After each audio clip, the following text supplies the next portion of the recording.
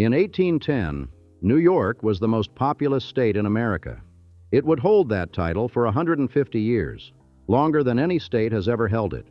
And the reason it held it, the reason New York became the financial capital of the Western world, the reason a fur trading settlement at the bottom of Manhattan grew into the most powerful city on earth, comes down to a single fact of geology that almost nobody notices. The Mohawk Valley is the only natural break in the Appalachian Mountains between Alabama and Maine. That gap, a river valley running east to west across the entire state, is the story of New York. Everything flows from it. The Dutch came because of it. The canal followed it. The railroads followed the canal. The cities that grew along its path became some of the most productive places in America for 100 years. And when the traffic stopped needing the gap, when trucks and highways and container ships made it irrelevant, the cities along it began to die, one by one, decade by decade, while Manhattan, at the mouth of the funnel, kept growing, kept accumulating, kept pulling wealth and people from the rest of the state like a tide that never reverses. New York is two states. It has been two states for most of its history. And the question that runs through every era, every political fight, every dollar of tax revenue, is the same question it has been since the 1820s. Who benefits from the funnel, and who pays for it? Before any of that, the land belonged to one of the most sophisticated political confederacies in North America. The Haudenosaunee, the Iroquois, had organized 5 nations into a governing structure sometime around the 15th century. Mohawk, Oneida, Onondaga, Cayuga, Seneca. A 6th, the Tuscarora, joined in the 1720s. They held the territory from the Hudson Valley west to the Great Lakes, and their Grand Council operated under a constitution called the Great Law of Peace, a document that established a bicameral legislature with checks, balances, and a process for consensus centuries before Philadelphia. When Benjamin Franklin attended the Albany Congress in 1754 and watched the Haudenosaunee govern, he wrote that if 6 nations of Indians could form a workable union, it was embarrassing that a dozen English colonies could not manage the same. The U.S. Senate passed a resolution in 1988 formally acknowledging the Haudenosaunee Confederacy's influence on the Constitution. The people who would lose the land had helped design the system that took it. The Europeans came for fur. Henry Hudson, an Englishman sailing for Dutch merchants, explored the river that bears his name in 1609 and found it thick with beaver. By 1614, the Dutch had built Fort Nassau near present-day Albany as a trading post. In 1624, the Dutch West India Company established the colony of New Netherland, and the following year they planted a settlement called New Amsterdam at the southern tip of Manhattan, a fort to protect the mouth of the river and the fur cargoes moving down it. Peter Minuit's purchase of Manhattan from a group of Lenape for goods worth 60 Dutch guilders is remembered as the most famous real estate transaction in history, though the Lenape almost certainly did not understand the exchange the way the Dutch did. What matters about the Dutch period is not the purchase price. It is the culture. New Amsterdam was, from the start, a commercial enterprise rather than a religious colony. The Dutch West India Company wanted profit, not purity. By 1643, a Jesuit missionary passing through New Amsterdam reported 18 languages spoken among perhaps 500 residents. The settlement welcomed Dutch merchants, French Huguenots, Scandinavians, Germans, free and enslaved Africans, and, crucially, Jews. In 1654, a group of Sephardic Jews arrived from Brazil and were grudgingly allowed to stay over the objections of Director General Peter Stuyvesant, who wanted them expelled. The company overruled him. That decision, a commercial calculation, not a moral one, planted the seed of a pluralism that would define the city for 4 centuries. New Amsterdam was a place where you could do business regardless of where you came from. That principle never left. The English took the colony almost casually. In 1664, Colonel Richard Nichols sailed 4 ships into the harbor and demanded surrender. Stuyvesant wanted to fight, but his colonists refused to rally behind him. He surrendered without a shot. The colony was renamed New York for the Duke of York, and the town followed. The Dutch briefly recaptured it in 1673, then gave it back in 1674 as part of a treaty settlement. The city received its royal charter in 1686, the first in the colonies, and continued doing exactly what it had always done, trading. The American Revolution nearly destroyed New York. After the British took the city in 1776, it remained under occupation for 7 years, longer than any other American city. 2 massive fires gutted large sections. The population fled. Washington's army lost the Battle of Brooklyn and spent the rest of the war fighting upstate, where the Mohawk Valley became one of the bloodiest theaters of the conflict. The Sullivan-Clinton campaign of 1779 devastated the Haudenosaunee homeland, burning 40 villages and destroying their agricultural base. After the Treaty of Paris in 1783, most of the Iroquois nations were pushed onto reservations. The land they had held for centuries opened to settlement. New York City briefly served as the capital of the new nation. George Washington took the oath of office at Federal Hall on Wall Street in 1789, but lost that status to Philadelphia the following year. The state capital moved from New York City to Albany in 1797, a decision driven by the geographic argument that Albany sat closer to the center of the state's population. That split, the capital in Albany, the money in Manhattan, created a tension that has never been resolved. New York ratified the Constitution in 1788 as the 11th state, and its delegates nearly didn't. Alexander Hamilton led the Federalist campaign at the Poughkeepsie Convention against a strong anti-Federalist majority. He succeeded in part because New York City threatened to secede from the state and ratify on its own, a negotiating tactic that gives some idea of how early the city began to see itself as a separate entity. What happened next is the single most important event in New York's history, and arguably one of the 5 most important infrastructure decisions in American history, the Erie Canal. The idea was simple. The Mohawk Valley provided a natural corridor from the Hudson River to the Great Lakes. If you could dig a canal through it, you could connect the Atlantic Ocean to the interior of the continent, something no other East Coast state could do, because the Appalachians blocked every other route. The idea had been discussed since the 1780s, but it took DeWitt Clinton, former mayor of New York City, former U.S. senator, and one of the most ambitious politicians the state ever produced, to force it into reality. Thomas Jefferson called the idea little short of madness. The federal government refused to fund it. President Madison vetoed a canal bill. Clinton went to the state legislature instead and persuaded them to authorize $7 million, an almost incomprehensible sum for the time, roughly equivalent to $140 million today. No private capital, no federal money. The entire risk was on the state of New York. Construction began on July 4, 1817, at Rome, in the center of the state. The men who designed it were not engineers. There were no professional civil engineers in America. They were surveyors, lawyers, self-taught amateurs who studied English canals and invented solutions as they went. Canvas White traveled to England on foot, walking 2,000 miles of canal towpaths to learn the trade, then came home and developed a hydraulic cement from local limestone that could set underwater. The canal was dug 4 feet deep, 40 feet wide, and 363 miles long through forests and swamps and solid rock, with 83 locks to handle the elevation changes. Critics called it Clinton's Ditch.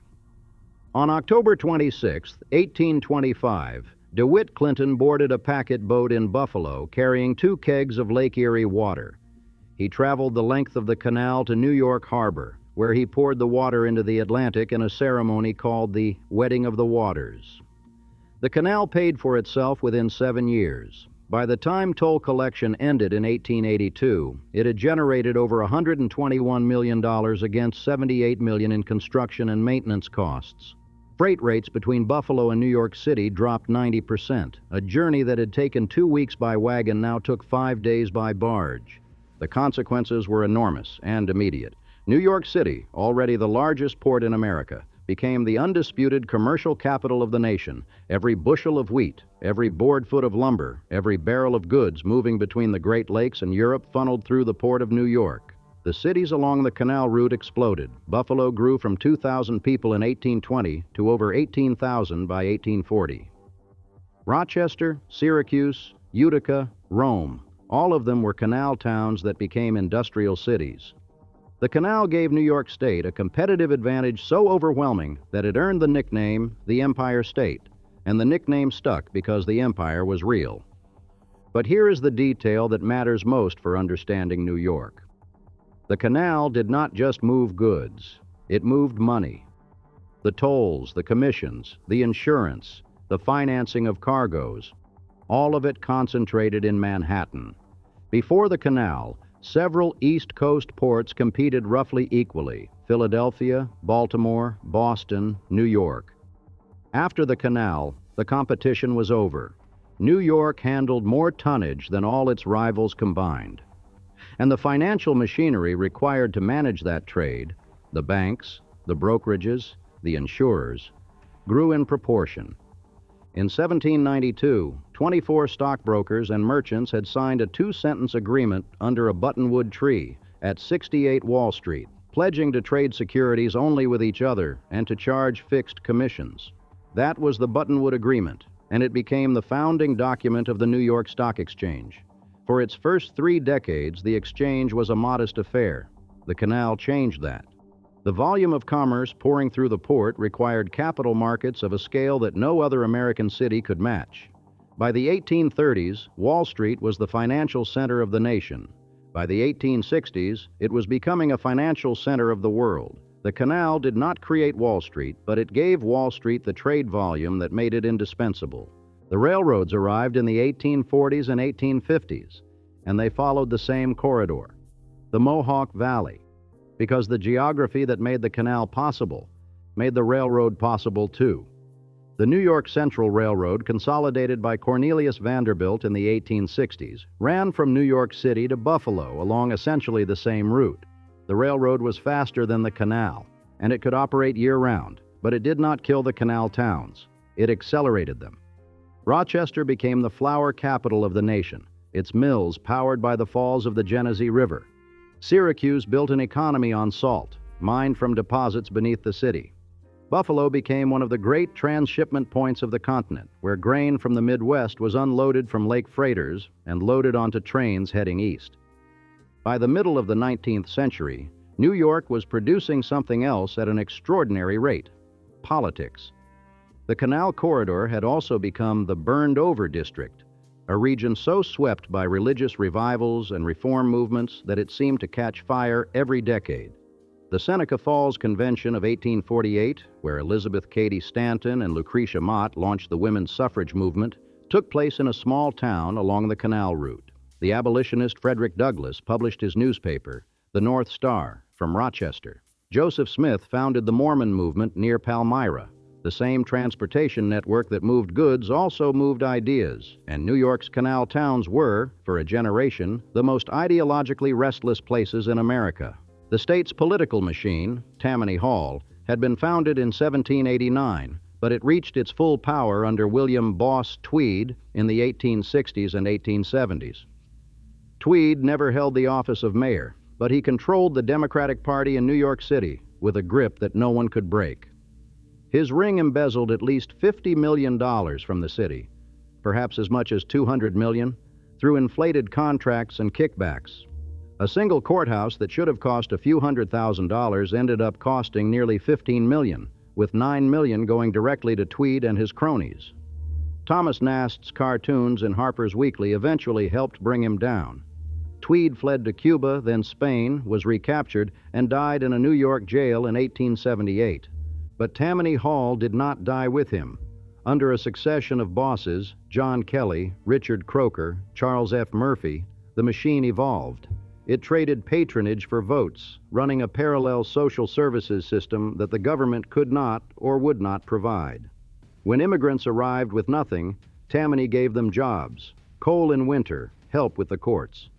In return, it took their votes and a percentage of everything. The corruption was real, but so was the function. For millions of immigrants who arrived in New York with no English and no connections, Tammany was the first institution that acknowledged their existence. And the immigrants came in waves that reshaped the state. The Irish arrived first in massive numbers, driven by the famine of the 1840s. By 1855, more than a quarter of New York City claimed Irish heritage. They built the canal extensions, dug the railroad beds, filled the police and fire departments, and climbed the political ladder through Tammany. Then came the Germans, who settled both in the city and upstate, bringing brewing traditions and skilled trades. Then, beginning in the 1880s, the Great Wave from southern and eastern Europe. Italians escaping poverty, Jews fleeing pogroms in the Russian Empire, Poles, Hungarians, Czechs, Greeks, Syrians, Armenians. Ellis Island opened in 1892, and in its peak year, 1907, more than 1 million immigrants passed through its doors. More than 12 million came through before it closed in 1954. They settled in the Lower East Side in Williamsburg, in East Harlem, in neighborhoods where 18 languages might be heard on a single block. And without anyone quite planning it, they recreated the polyglot chaos of New Amsterdam 2.5 centuries earlier.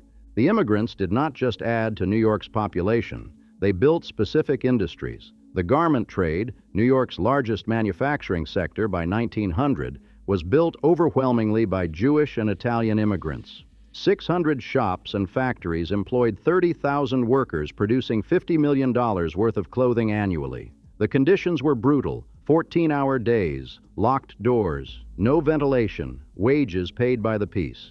On March 25, 1911, a fire broke out on the 8th floor of the Ash Building in Greenwich Village, home of the Triangle Shirtwaist factory. The doors were locked. The fire escapes collapsed. 146 workers died, most of them young immigrant women. Some jumped from the 9th floor rather than burn. What happened after the Triangle Fire is one of the most consequential sequences in American political history. Charles F. Murphy, the Tammany boss who ruled from a private room at Delmonico's, understood that the political winds had shifted. He created the Factory Investigating Commission and put 2 rising Tammany legislators in charge, Robert F. Wagner and Alfred E. Smith. Both were children of immigrants, Wagner German, Smith Irish, and both had climbed through the machine. The commission investigated over 1,800 firms, held 22 public hearings, and proposed legislation that went far beyond fire safety.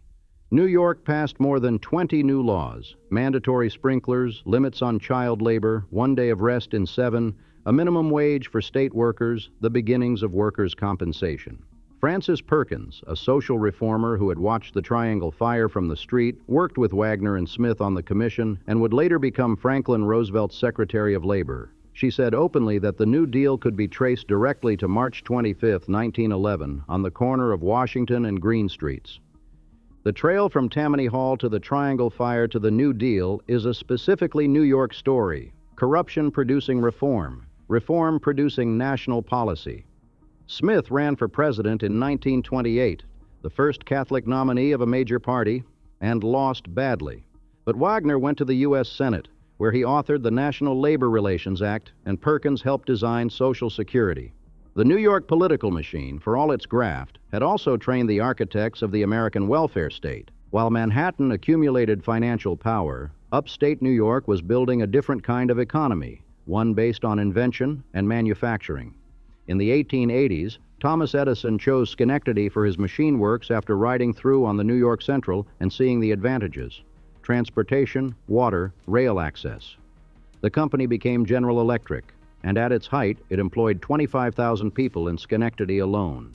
In Rochester, George Eastman invented the handheld camera and built Eastman Kodak into a global giant. The company's peak local employment came in 1982. 60,400 workers, more than the city's 3 largest employers today combined. At its commercial peak in 1996, Kodak was rated the 4th most valuable brand in the world, with $16 billion in annual revenue and 2/3 of the global photo market. In Ilion, the Remington Company made rifles, then typewriters. In Corning, a glass works founded in 1851 grew into Corning Glass Works, later Corning Incorporated, producing everything from railroad signal lenses to the glass for the Mount Palomar telescope. In Endicott and Binghamton, the company that would become IBM started as a maker of tabulating machines. Xerox was born in Rochester.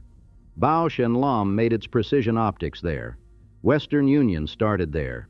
The Mohawk Valley and the Finger Lakes region were, for a century, one of the most inventive corridors in America, a place where the canal had brought the raw materials, the railroads had brought the markets, and the labor force had brought the skill.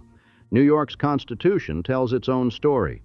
In 1894, delegates to a constitutional convention inserted Article 14, the Forever Wild Clause, which declared that all state-owned land in the Adirondack and Catskill Forest preserves shall be forever kept as wild forest lands. They shall not be leased, sold, or exchanged, or be taken by any corporation, public or private, nor shall the timber thereon be sold, removed, or destroyed.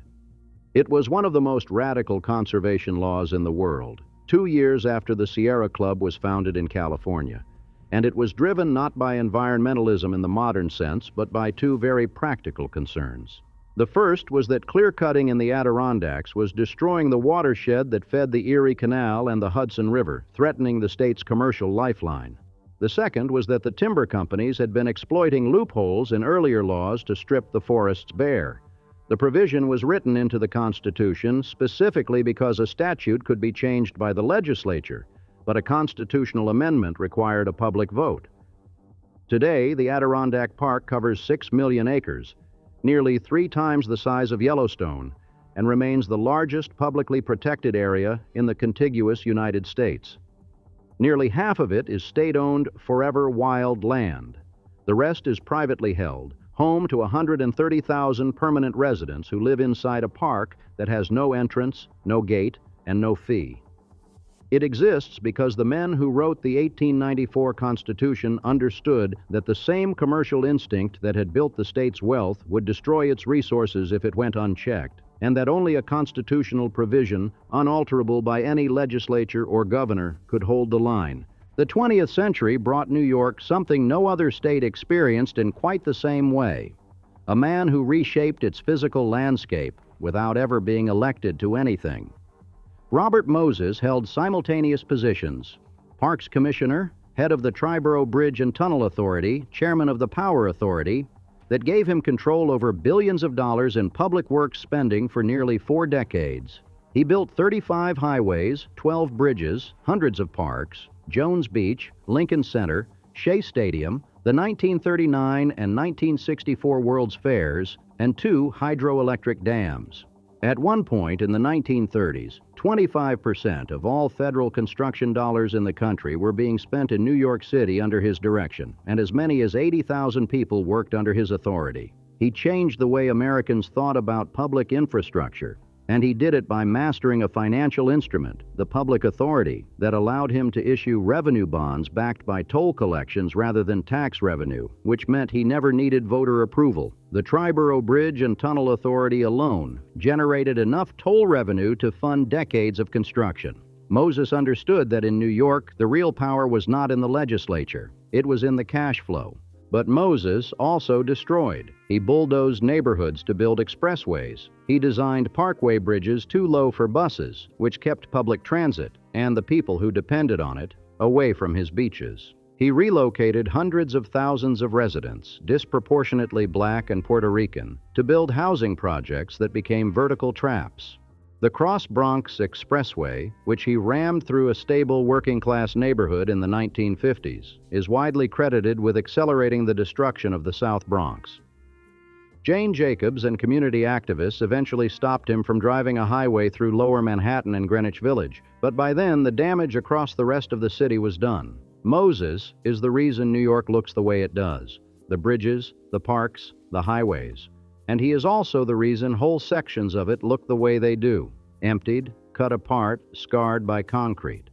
The 2 world wars poured federal money into New York's factories in quantities that dwarfed anything the private economy had produced. During World War II, Rochester alone supplied Bosch and Lom sextants, Kodak aerial cameras, Gleason Works gears, and IBM typewriter mechanisms for the B-29 Superfortress. Buffalo's steel mills ran at capacity. The Brooklyn Navy Yard employed 70,000 workers building battleships. Grumman on Long Island manufactured the fighter planes that won the Pacific War. The state's industrial corridor, the same corridor the canal had opened, converted overnight into an arsenal.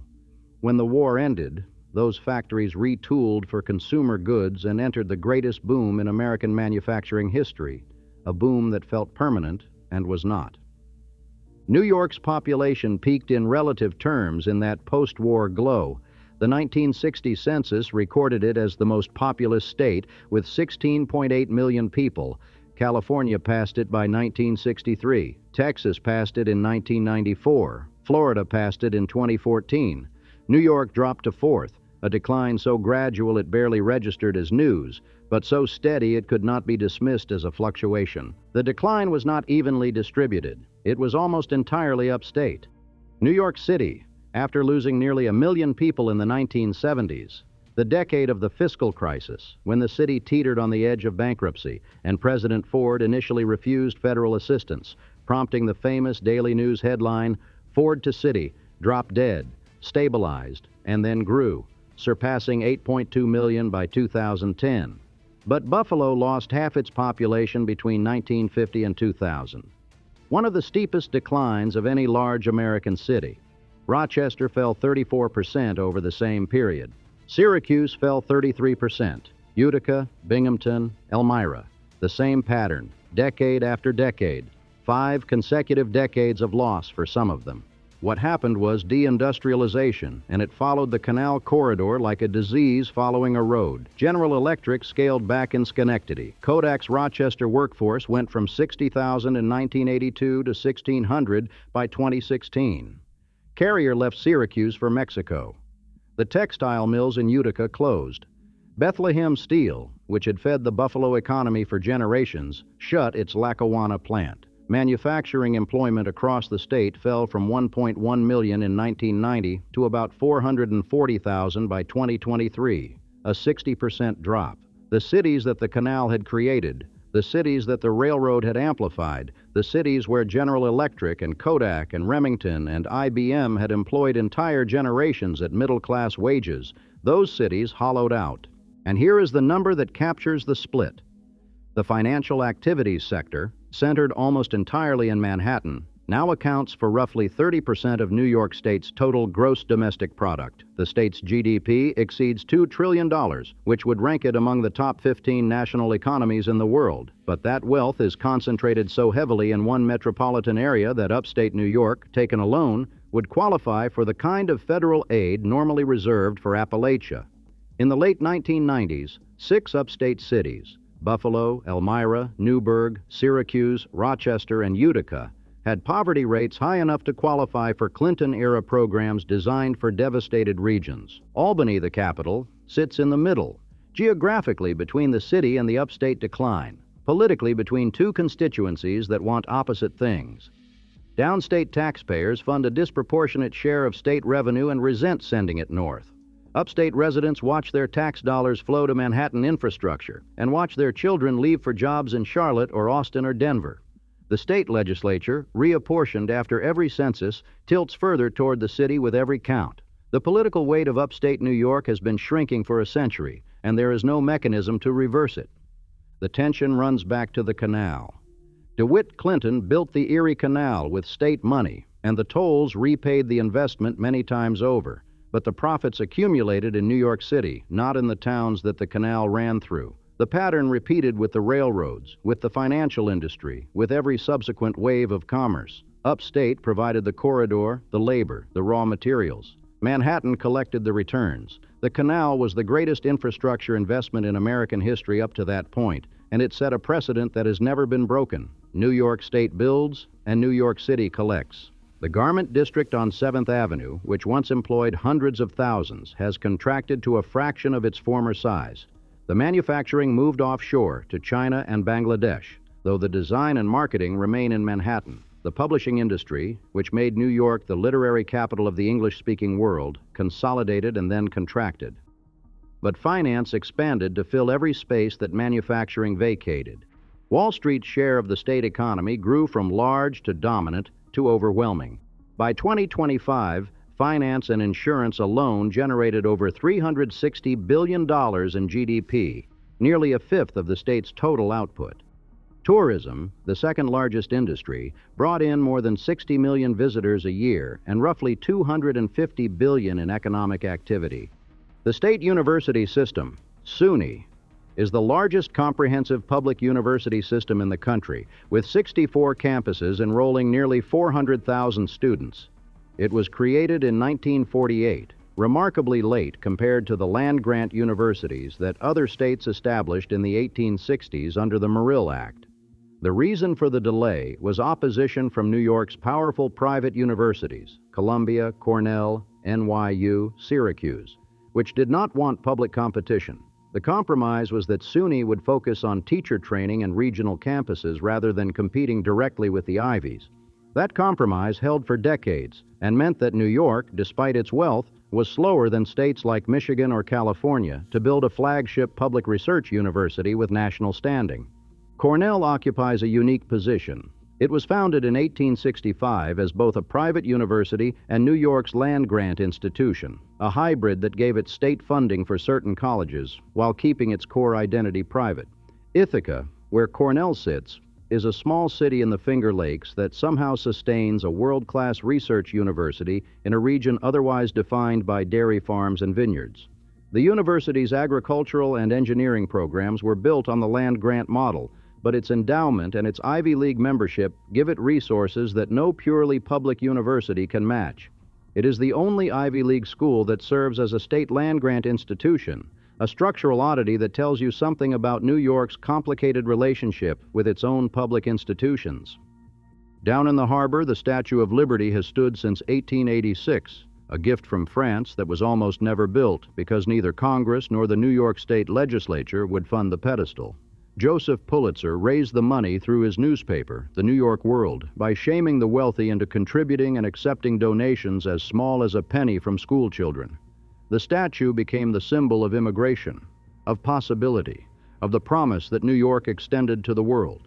Ellis Island sits in its shadow, and between 1892 and 1954, more than 12 million people passed through its processing halls, most of them in a matter of hours, examined by doctors, questioned by inspectors, and released into the city to begin lives that would transform the nation's culture, its economy, and its politics.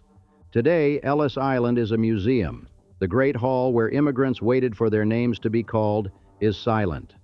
The ferries run tourists across the harbor on the same route that once carried families with everything they owned in a single trunk. The building is grand in the way that public architecture used to be grand, not because it was built for tourists, but because the people who built it believed that the act of entering America deserved a certain dignity of setting. In Rochester, the Kodak Tower still rises above the skyline. 19 stories of Beaux-Arts brick, the tallest building in the city for over half a century after it was completed in 1914. The red letters at the top still spell Kodak, though the company that built them now employs roughly 1,300 people in a city where it once employed 60,000. Kodak Park, the sprawling industrial campus north of downtown, had its own power plant, its own fire department, its own railroad spur. It was a city within a city.